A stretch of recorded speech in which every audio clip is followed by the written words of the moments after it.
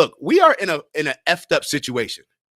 In an effed up situation, when you maybe work at a great corporation, you work at a great job and things run smoothly, everything you can just do your job, play your role, and everything goes according to plan.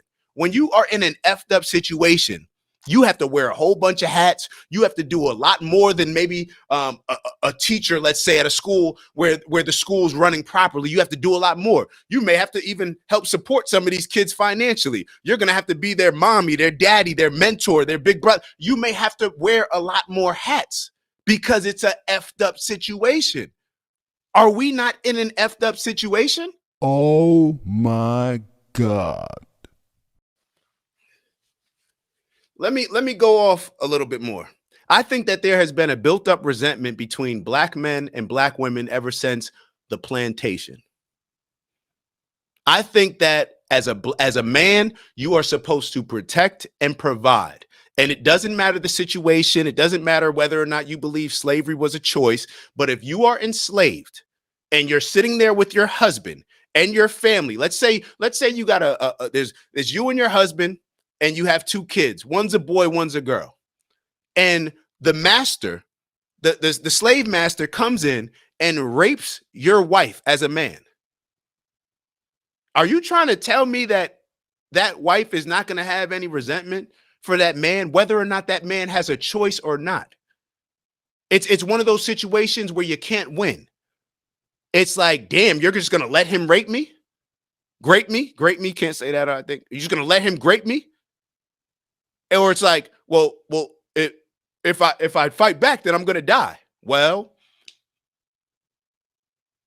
you know what she's thinking in her head? You're not willing to die to protect me? Then the master decides to take his go at the daughter. You're just going to let this guy grape our daughter? That's built up resentment. I don't care what anybody says, whether you want to say, well, they had no choice. It doesn't matter. It doesn't matter. There's going to be a certain amount of built up resentment. And let me be very clear. This is just my opinion. That built up resentment has continued and continued. And when you match that built up resentment, where let's just be totally honest, right? What do a lot of single mothers, when they're raising their daughters, what are a lot of those daughters growing up hearing? Yo, daddy these ain't, you better just make sure that you could take care of your own because you can't rely on these no good dudes. Are we acting like those conversations don't happen? So when you couple that with the terrible culture that we live in, what do we think's going to happen? So then the white woman that does not have that built up resentment, of course she's going to come into it and be more favorable, more open, more understanding to the black man situation. And then if you add in what Maya's said, where there may not be as much, they may be in a better financial position, then that's another reason why what I'm saying is true. Why that white woman would appreciate that black man in a different light. Why that white woman may be willing to do something different, do more, go above and beyond. The black woman may be sitting there saying like, bro, we both just worked a 9 to 5. You think I'm finna make dinner? You make dinner for me. Let's be honest here. Let me see the comments, because maybe I'm tripping. Maya said, I'm not surprised, but maybe it's generational. I've never been acquainted with Dr. Umar, and since I've met him here, I don't like him at all. I'm not the biggest. I used to be a much bigger Dr. Umar fan. I find myself not agreeing with him more and more. I don't agree with what he's saying right here. As far as a black woman should be willing to invest money in a black man, I don't agree with that. However, what he's saying regarding white women, I believe that that's true. Look, we are in an effed up situation. In an effed up situation, when you maybe work at a great corporation, you work at a great job and things run smoothly, everything you can just do your job, play your role, and everything goes according to plan. When you are in an effed up situation, you have to wear a whole bunch of hats. You have to do a lot more than maybe a teacher, let's say, at a school where the school's running properly. You have to do a lot more. You may have to even help support some of these kids financially. You're going to have to be their mommy, their daddy, their mentor, their big brother. You may have to wear a lot more hats because it's a effed up situation. Are we not in an effed up situation? That would be my question. Communication. So communication, you're saying, is the number one problem. I don't think that. I think communication. I think it comes across as communication. I think communication is definitely an issue, but I do not think that the communication is any more of an issue. I think. Well, let me. I think it's deeper than just the communication. I'm asking, why is the communication an issue? And to me, it's all of these other things that I just mentioned that make communicating an issue. I don't think that just well, I think it's because and communication may be where it shows up. Why don't we know how to communicate? Oh, because we grow up most in homes that we don't see husband and wife communicating. So obviously we won't know how to communicate. Why? How else do we know how to communicate? How do you learn how to communicate with a woman? Fellas, how do you learn how to communicate with a woman? You watch music videos, you watch movies, you watch Denzel, you watch people that you look up to. There's no class on learning how to communicate. There's a class on how to put a condom on a banana, but there's no class on learning how to communicate. So I agree that communication is definitely up there, but to me, I think that if we didn't have the previous trauma and resentment that we have in our relationships, I think that communication would be on a similar level. And this is to your point. To your point, I'm agreeing with you. I think that communication would be similar to other races, but because of all these other problems, because of lack of respect, because of resentment, because of all these other things, the communication becomes more volatile. When you resent somebody, think about when you resent somebody, what the communication is like compared to just how you communicate normally. Okay, so Mama Lay wrote, I can cite right now that I just read yesterday how the black guy who committed suicide last year, Twitch, is a very interesting example of a white wife. She's dogging him. I can't really, I don't know anything about it. Yeah, I'm sure you can find, there's plenty. I would say that what he's talking about, in my opinion, is I think that what you're referring to is more of like a gold digger. I'm not, I don't know anything about this situation. So yeah, that may be the case. There's obviously going to be a lot of women, black women and white women, that are gold diggers. Now, if you have a gold digger, that's kind of a different example than what Dr. Umar is talking about. He's talking about somebody that's been with somebody from the beginning, before they were successful, before they had any gold to dig. You get what I'm saying? So I don't know if that's a difference or not. Um, uh, he comes off extremely opinionated. How do you communicate effectively with someone like that? I agree. And one of the videos that I'm getting ready to show y'all, matter of fact, let me show you the video. I wanted to show this. I actually put up a video earlier. I'm not sure if you guys see the videos that I put up on YouTube. Let me show y'all this video that I put up on our YouTube channel. So this is a problem that somebody brought to the table, and this is why I have to get married. Um, I was watching this video, and hold on, let me. And the title of the video is Dr. Umar Johnson a problem to the black community? So hold on, let me play this video. I agree he comes off extremely opinionated. I agree with you. I agree with you on that.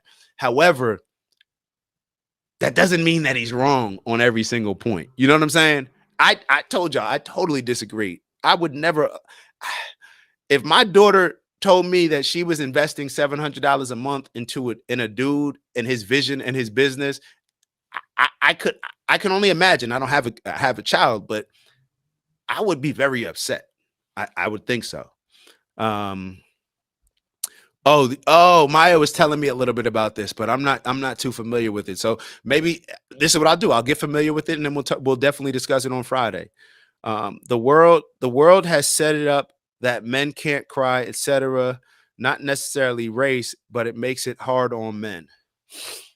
Hmm. how do I feel about that? Do I think that the world has been set up where men can't cry? I never grew up thinking that. I never grew up thinking that men can't go to therapy, but I do understand how there's been a stigma around when it comes to black men receiving therapy. I personally let's not talk about the therapy as much, but let me just focus on the what you wrote because I don't want to go off on a tangent unless y'all want me to. But the world is set up that men can't cry. Uh, I I would I'm gonna say that I disagree. I disagree. Like that goes to talk about toxic masculinity. In my opinion, we have the softest group of men that we've ever had in maybe American history. We have the softest group of men right now living in society than we've ever had. Men can cry, men can forget crying. It goes above and beyond crying. Like men feel that they don't have to have a purpose. They feel that they don't have to protect. They feel that they don't have to provide. Like the things that men like to me, men are perfectly fine being women. Men are perfectly fine letting the woman lead, and I, it's very hard for me to. I know that I've grown up where people talk about toxic masculinity, toxic this, and maybe because people talked about toxic masculinity so much, maybe this is why my vision is on it. But in my opinion, we don't have a problem with toxic masculinity referring to men being overly masculine.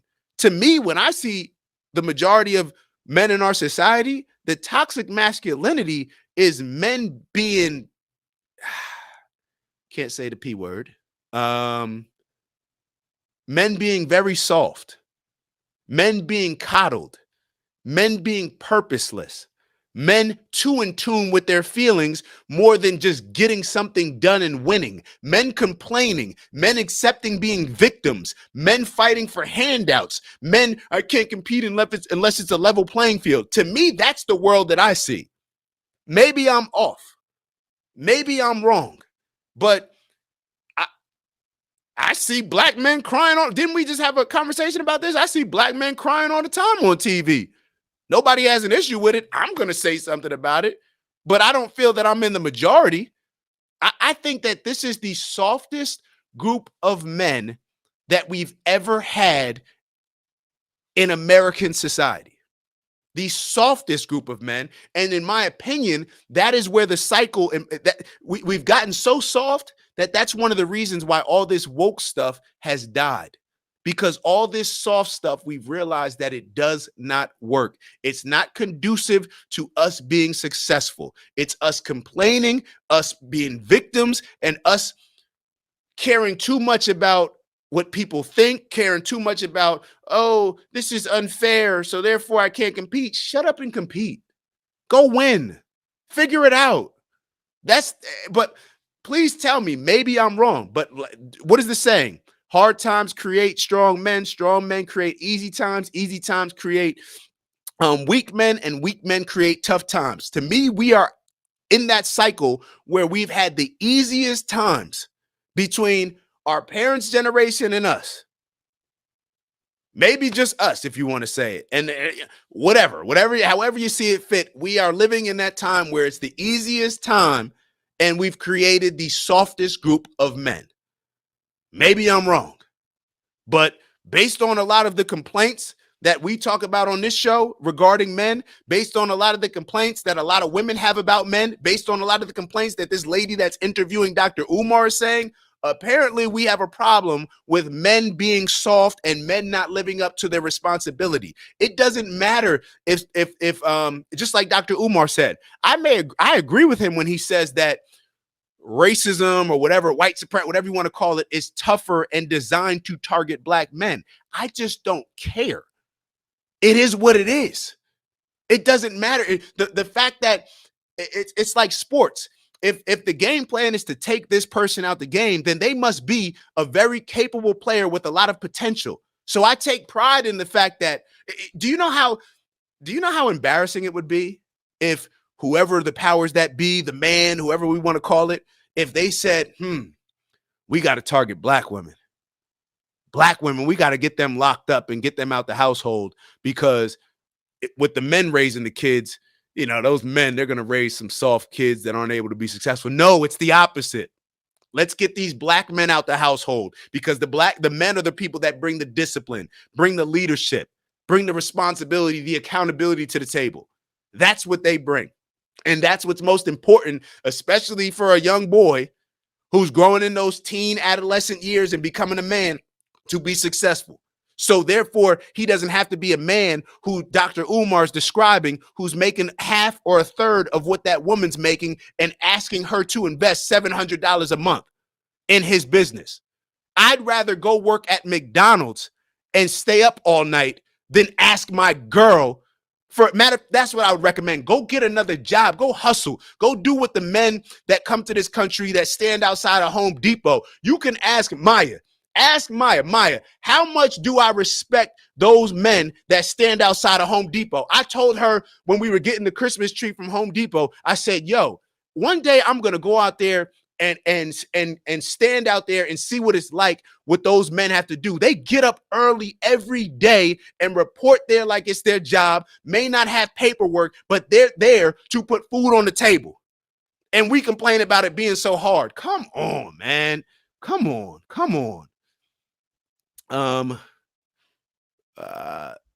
Sorry, I'm late. Shout out to Big Bro Doug in the building. She's not a gold digger. She's accomplished, and so was he. I used to admire them as a couple. I definitely want. Just because you're accomplished doesn't mean you're a gold digger. Most women that are accomplished want a guy that's at least on their level, or let me say that they'll accept a guy that's on their level, but they want somebody above and beyond. It's not like women become successful and they're like, oh yeah, because I make $300,000 a year, I'll date a guy that makes $50,000. No, if they make $300,000 a year, they think that they should be dating a man that makes 500 plus. Let's be real.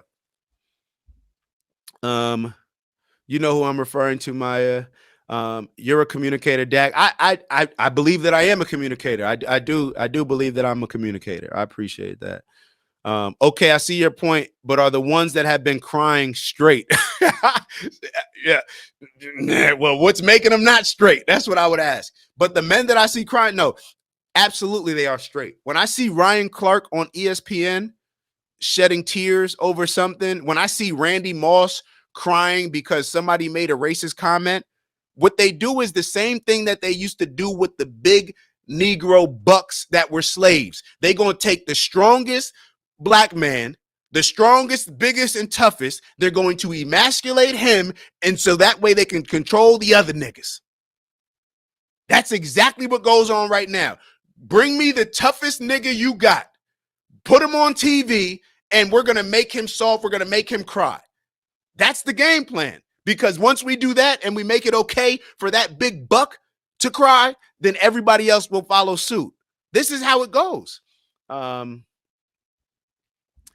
Maya said, I want to shadow them. For real, I have a tremendous respect for any man that does not have a job, that does not have somewhere where they get a consistent paycheck, but they go to Home Depot and beg for work and negotiate how much they're making every day.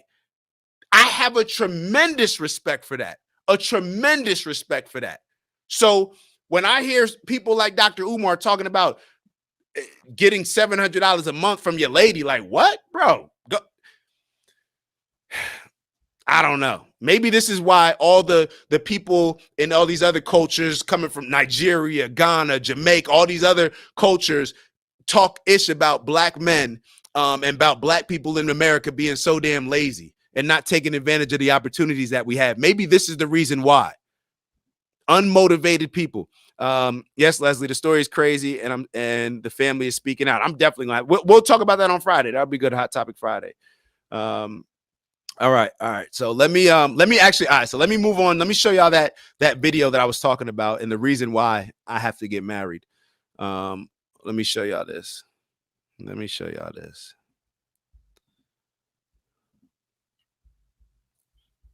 Here we go. All right. So this lady put this up about Dr. Umar. Is dangerous. And he is dangerous because Umar Johnson is dangerous. And he is dangerous because far too often there's too big of a difference between what he says and what he does. Now, I believe the Black community is currently undergoing a serious crisis of leadership, evidenced by my various videos on everyone from Candace Owens to Tariq Nasheed to Al Sharpton.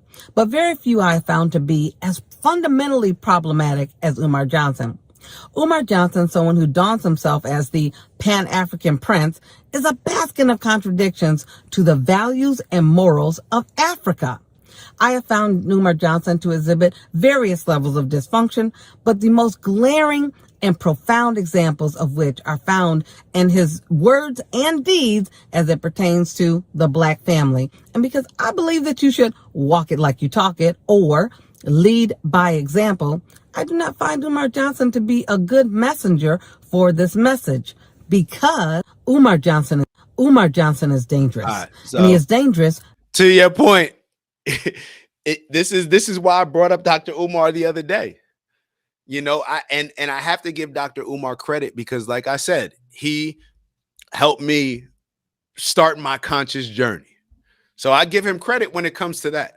He helped me start my conscious journey just to understanding. When I say conscious journey, just understanding, just researching, just wanting to learn about Black people's history in America, all these different things. I don't even agree with him on that, but he actually got me to research it. Dr. Umar, he's a Pan-African. He thinks that we should go back to Africa or develop relations. I don't think that we came from Africa. I don't think my people came from Africa. Some people came from Africa. I don't think my people did. It is what it is. It's Dak. Just want to thank you for checking out our video and visiting the OG Network. If you enjoyed the video, please make sure that you give us a like. And if you're looking to join a community of inspired individuals striving for purposeful abundance, subscribe. And if you're feeling real generous, share the video with some friends and family. All right, I'll see y'all soon.